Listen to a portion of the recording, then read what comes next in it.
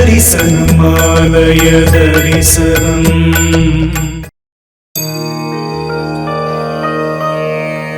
தமிழ்நாட்டின் கிருஷ்ணகிரி மாவட்டத்தில் ஓசூர் நகரில் அமைந்துள்ளது அருள்மிகு சந்திரசூடேஸ்வரர் ஆலயம்.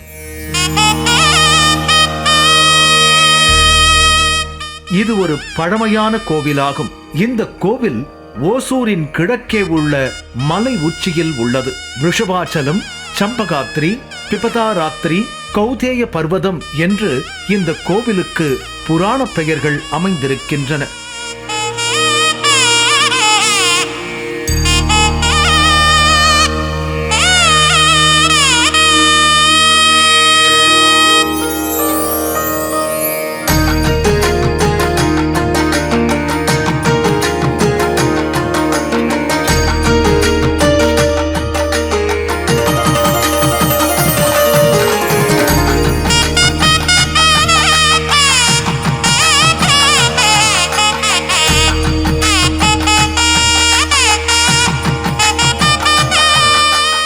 மூலவர் சந்திரசூடேஸ்வரர், உற்சவர் சோமாஸ்கந்தர், தாயார் மரகதாம்பிகை.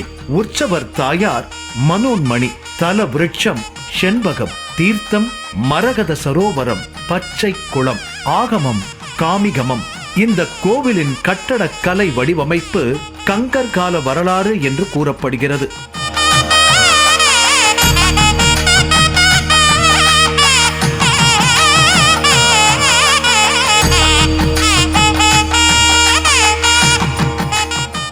இது சுமார் கிபி 9-10 நூற்றாண்டை சேர்ந்தது என்கிறார்கள். இந்த கோவிலின் அமைப்பை சற்று பார்க்கலாம். இந்த கோவில் 3 ஏக்கர் நிலப்பரப்பில் 2 திருச்சுற்றுக்கள் கொண்டுள்ளது. இந்த கோவிலின் மூலவர் சுயம்பு லிங்கமாக காட்சியளிக்கிறார். இந்த கோவிலில் கருவறை, அர்த்த மண்டபம், மகா மண்டபம், உற்சவர் மண்டபம் என அமைந்துள்ளது.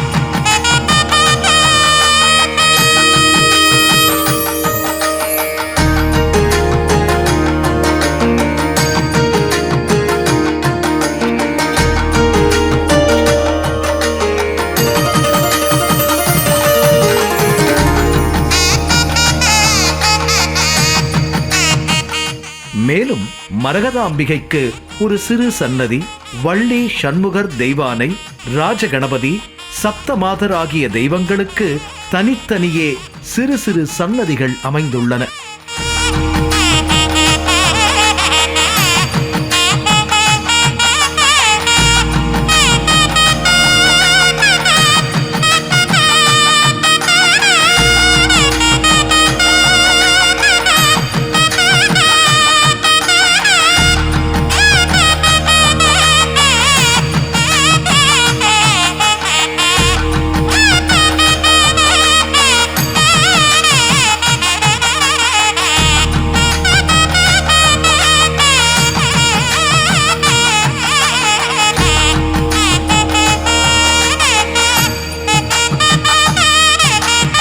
இந்த கோயிலில் 63 நாயன்மார்களுக்கும் சிலைகள் அமைந்திருக்கின்றன.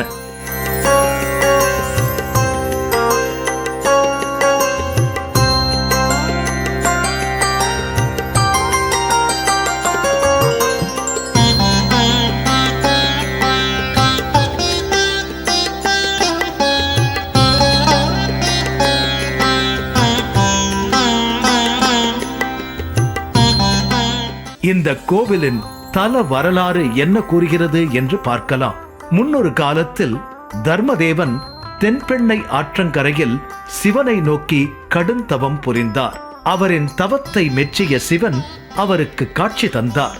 தனக்கு காட்சி தந்த சிவனிடம் தன்னை சிவனின் வாகனமாக ஏற்றுக்கொள்ள வேண்டும் என்று கோரிக்கை விடுத்தார் தர்மதேவன். அவருடைய வேண்டுகோளை ஏற்றுக்கொண்ட சிவபெருமான் அவரை காளை உருவாக மாற்றி தனது வாகனமாக்கிக் கொண்டார். இதனால் மகிழ்ந்த தர்மதேவன் இந்த இடத்தில் தன்னுடைய வடிவில் ஒரு மலையை உருவாக்கி அதில் உமையுடன் எழுந்தருளி பக்தர்களுக்கு அருளுமாறு வேண்டினார். அதன்படி சிவன் இங்கு ரிஷப வடிவில் விருஷபாச்சலம் என்னும் ஒரு மலையை உருவாக்கி அங்கேயே தங்கினார். பின்னர் தேவியை இங்கே அழைத்து வருவதற்காக ஒரு திருவிளையாடல் புரிய எண்ணம் கொண்டார். ஒளி வீசும் ஒரு உடும்பு வடிவம் எடுத்து கையிலை மலையின் உத்தியான வனத்திலிருந்த தேவிக்கு அருகில் வந்தார். இந்த அதிசய உடும்பை கண்ட உமையம்மை அதனை பிடிக்க எண்ணி தன் தோழிகளுடன் சென்றார். அந்த மரகத நிற உடும்பு அவர்களின் கையில் அகப்படாமல் காடு மலைகளை தாண்டி சென்றது. ஒரு கட்டத்தில் தேவி அந்த உடும்பின் வாலை தீண்ட தேவியின் உடல் பச்சை நிறத்தை அடைந்தது. இதற்கிடையில் தேவியின் தோழிகள் தாகத்தால் தவித்து தண்ணீரை தேடி கானகம் முழுவதும் அலைந்தனர். ஆனால் அங்கு ஆறோ குளமோ எதுவும் காணாமல் தவித்தனர். தங்கள் தாகம் தீர்க்க அவர்கள் தேவியை வேண்டினர். தேவி தன்னுடன் தோன்றிய நதியாகிய அலக்நந்தனை அழைத்து அங்கு ஒரு வாவியை உருவாக்க பணித்தாள். அலக்நந்தனால் உருவாக்கப்பட்ட குளத்தில் நீராட தேவி இறங்கியதும் அதில் உள்ள நீரானது பச்சை நிறத்தை அடைந்தது. இதுவே தற்போது பச்சை குளம் என்று அழைக்கப்படும் மரகத சரோவரம் ஆகும். மீண்டும் தேவியின் கண்களில் அகப்பட்ட அந்த உடும்பானது அருகில் உள்ள மலை மீது ஏறிச் சென்றது. இதைக் கண்ட தேவி அதை பின்தொடர்ந்து அந்த மலை மீது ஏறினாள். அந்த மலை உச்சியிலிருந்த சண்பக மரத்தில் அந்த உடும்பு ஏறியது. அப்போது அங்கு தவமிருந்த முனிவரான முத்கலன் என்பவரும் அதை பார்த்தார். சற்று தொலைவில் இருந்த இன்னொரு முனிவரான உச்சாயணன் என்பவரை கூவி அழைத்தார். அவர்கள் இருவரும் அந்த உடும்பை பிடிக்க முயற்சித்த போது உடும்பு மறைந்தது. உடும்பு மறைந்ததைக் கண்டு தேவி திகைத்தாள். அந்த உடும்பு மறைந்து போவதற்கு இந்த முனிவர்களே காரணம் என்று சினம் கொண்டாள். உடும்பை கண்டு கூவிய முத்கலன் என்ற முனிவரை ஊமையாகும்படியும் அதை கேட்டு ஓடி வந்த உச்சாயணன் என்னும் முனிவரை செவிடாகும்படியும் சபித்தாள். அது மட்டுமில்லாமல் அவர்கள் இருவரையும் வேடுவ குலத்தில் பிறக்கும்படியும் சபித்தாள். அதை கேட்ட அந்த முனிவர்கள் தேவியிடம் இறைஞ்சினார்கள். ஆத்திரத்தில் சிவபக்தர்களை சபித்து விட்டோமே என்று வருந்திய தேவி சிவனை நினைத்து வேண்டினாள். அப்போது அங்கு சிவன் உமையின் முன்பு தோன்றினார்.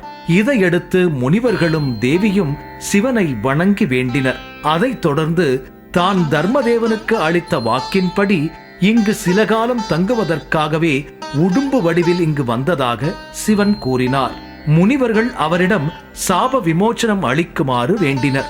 தேவியின் வாக்கு பொய்யாக கூடாது, எனவே அவளது வாக்கின்படி இருவரும் வேடுவ குலத்தில் பிறந்து வளர்ந்து வாருங்கள் என்று கூறி இந்த மலையின் மீது என்னை உடும்பு வடிவில் காணும்போது சாப விமோச்சனம் பெறுவீர்கள் என அருளினார்.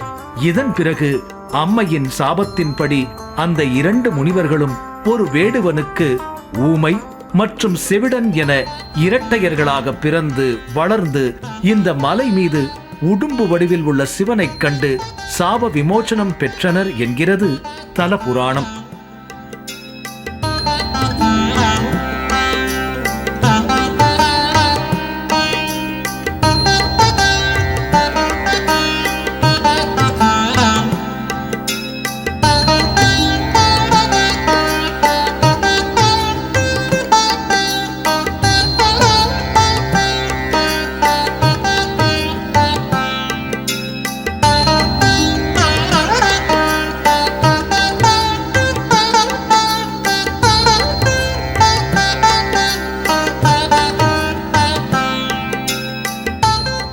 இந்த கோவிலின் வரலாறு பற்றி ஆராயும் போது இந்த கோவில் எந்த காலத்தில் கட்டப்பட்டது என்று ஆதாரபூர்வமாக தெரியவில்லை. கோவிலில் உள்ள கணபதி சன்னதி கங்கர்களின் சிற்ப கூறுகளை கொண்டுள்ளது எனவும் உள் திருச்சுற்றில் உள்ள சப்த மாதர்கள் சூரியன் ஆகியவர்களின் திருவுருவங்கள் கங்கர்கள் காலத்தைச் சேர்ந்தவை என்றும் கருதப்படுகின்றன. இந்த கருத்திற்கு வலு சேர்க்கும் விதத்தில் ஓசூர் பகுதியில் கங்கர்களின் 9-10 நூற்றாண்டைச் சேர்ந்த 3 கல்வெட்டுகள் கண்டறியப்பட்டுள்ளன.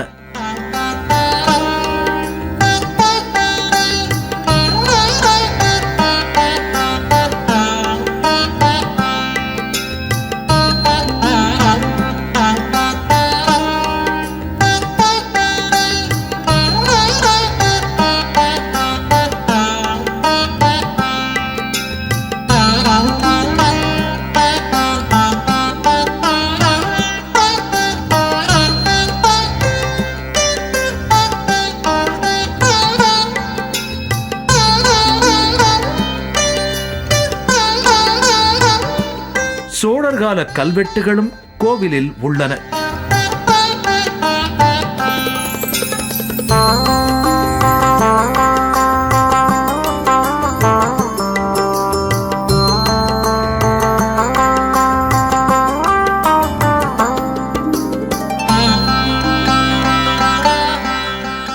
கிபி 1261 ஹொய்சாளர்கள் ஆட்சி காலத்தில் திருபுவனமல்ல பூர்வாதிராச அத்தியாழ்வார் மகன் தர்மத்தாழ்வார் இந்த கோயிலின் நம்பிராட்டியை மரகதம்மாள் எழுந்தருளச் செய்தார்.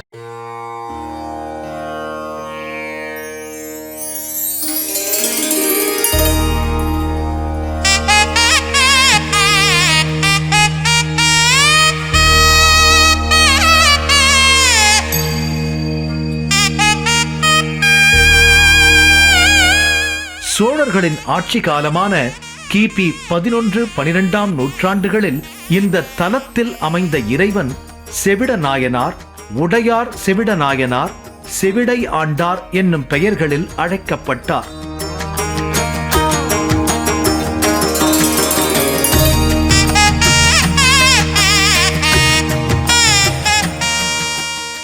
இங்கு இறைவன் 13ஆம் நூற்றாண்டு வரை இந்த பெயரால் அழைக்கப்பட்டு வந்திருக்கிறார். பின்னர் 14ஆம் நூற்றாண்டில் விஜயநகர ஆட்சி காலத்தில் சூடநாதா எனவும் சூடலிங்கையா எனவும் குறிப்பிடப்பட்டுள்ளார். பின்னாளில் இந்த ஊரின் பெயர் செவிடபாடி, செவிடவாடி, சூடவாடி என்று மருவி இருக்கிறது. அதைப்போல செவிட நாயனார், சூடநாதர், சூடநாதேஸ்வரர், சூடேஸ்வரர் என்று மருவி தற்சமயம் சந்திரசூடேஸ்வரர் என அழைக்கப்பட்டு வருகிறார்.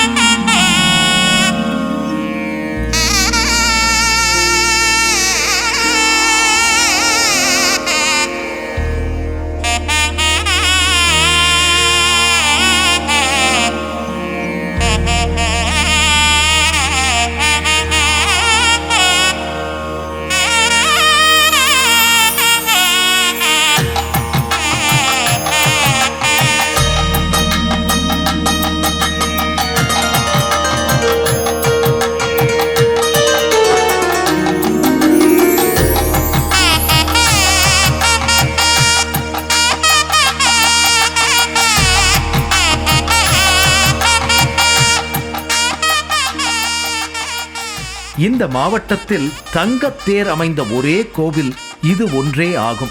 இந்த கோவிலின் தேர் திருவிழா ஆண்டுதோறும் மாசி மாதம் பௌர்ணமி அன்று நடக்கிறது. அதையொட்டி 13 நாட்கள் திருவிழா நடக்கிறது. இந்த திருவிழாவின் போது தமிழகம் தவிர கர்நாடகம், ஆந்திரம் ஆகிய மாநிலங்களிலிருந்தும் லட்சக்கணக்கான பக்தர்கள் கோவில் திருவிழாவில் கூடுவது சிறப்பு.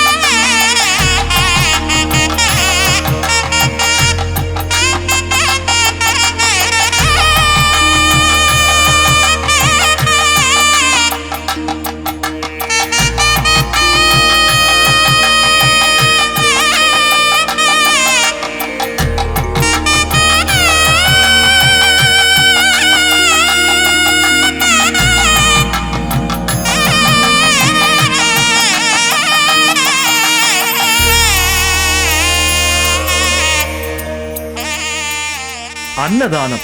இந்த கோவிலில் தமிழக முதல்வரின் அன்னதான திட்டத்தின்படி நாள்தோறும் 100 பேருக்கு அன்னதானம் வழங்கப்படுகிறது. வாருங்கள், இப்படி சிறப்புமிக்க ஒரு திருக்கோவிலை கண்டு தரிசித்து ஐயனின் அருள் பெற்று வருவோம். மனம் தூய்மை பெற தியானம் செய்வோம். இறை அருள் பெற ஆலயம் செல்வோம்.